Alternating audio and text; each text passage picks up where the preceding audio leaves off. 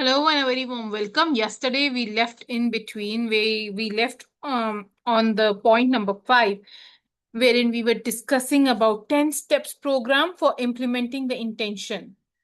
Okay, so making your intention into reality.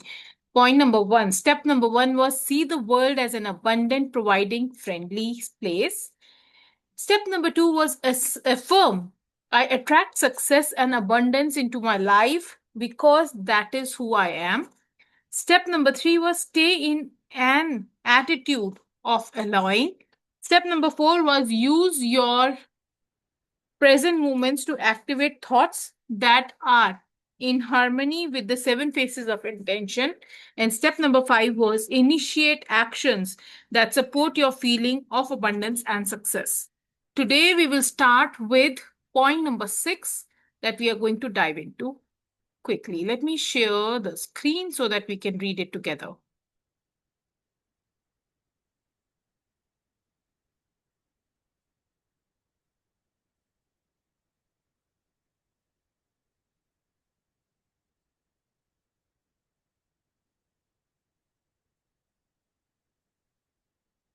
So, point number 6 says remember that your prosperity and success will benefit others and that no one lacks abundance because you have opted for it.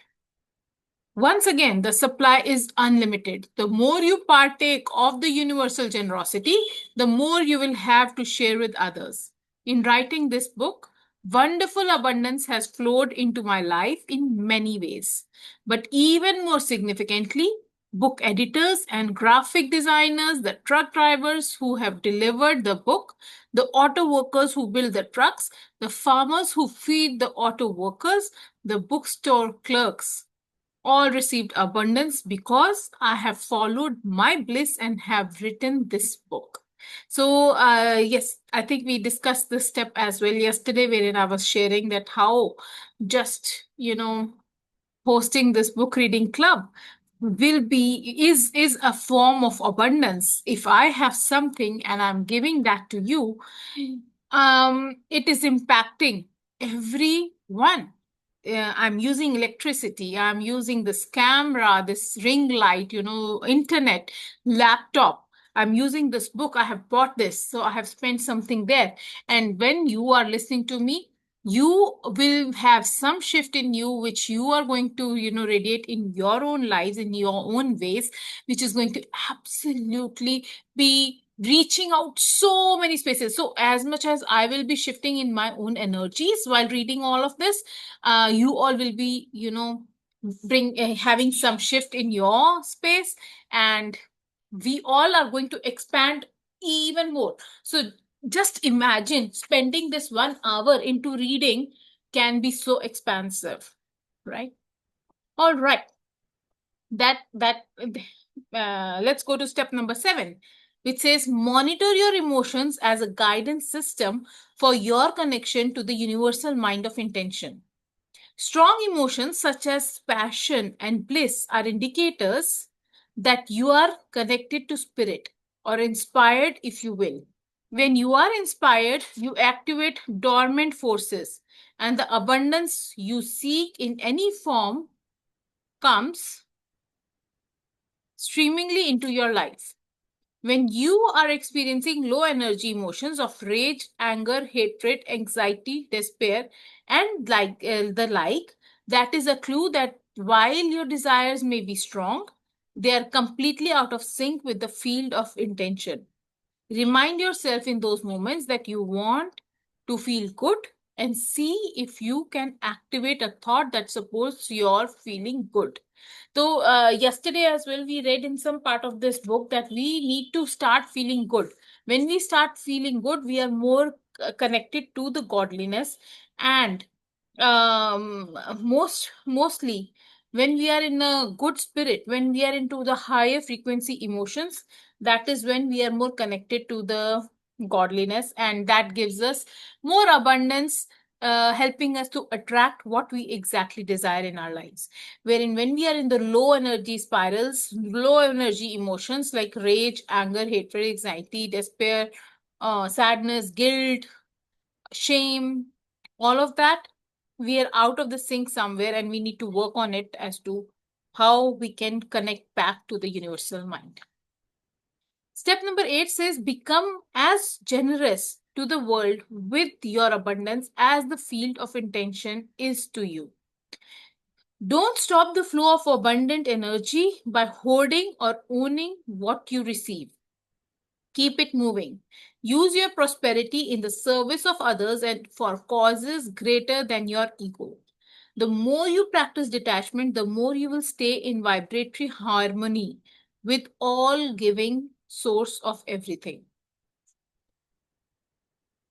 So the more so it is said that all the coaches and mentors you visit to, you go to, in the rooms that you go to, they also keep saying आपने जो यहाँ पे सीखा है, go out and tell somebody else.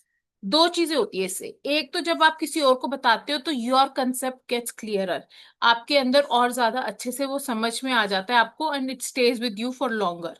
Second, the more you have and the more you give out to people, it is actually you know how it says that if you have money and you keep on hoarding it, it is not going to serve anybody. It is going to bring a break in the economy somewhere. The more it flows, the more it goes, the more it comes back. So ye circulation chalta rehna chahiye. If you have some kind of a knowledge that you can give, start giving it out so that you have some space inside of you to grab some new energy, new knowledge as well. So, and the more you give, the more you gain. Step number 9 says, devote the necessary time to meditate on the spirit within as the source of your success and abundance. There is no substitute for the practice of meditation. This is particularly relevant with abundance. You must have an understanding that your consciousness of the presence is your supply. By repeating the sound that it is in the name of God as mantra, you are using a technique of manifesting as ancient as recorded history. I am particularly drawn to the form of meditation I have mentioned previously called japa. I know it works. In the previous sessions, we have been also talking about how japa meditation is so significant, and it is something that when you are concentrating on that jap, all the thoughts come to a standstill and you are more engaged towards one thing. So if you want to connect genuinely with the divine powers, it is utmost necessary that you must meditate. If you are lacking there, you will see some lack of abundance in your life. If you feel that there is something wrong happening in your life, if you feel that there is some mismatch in your life, if you feel that the harmony is not there, if the balance is not there, check on yourself. There has to be some neglect in the meditation that in itself. Step number 10 says, develop an attitude of gratitude for all that manifests into your life.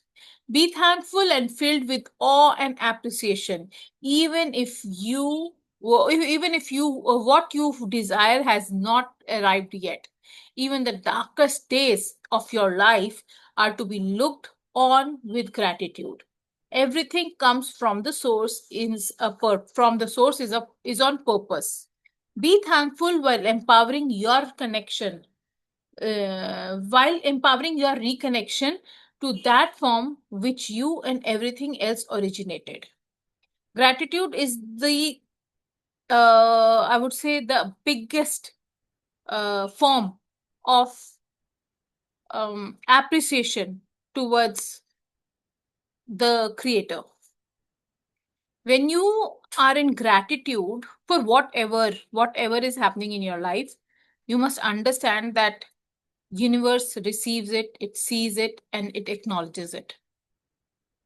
The more gratitude you feel for anything and everything in your life, the more the universe is going to bestow upon you.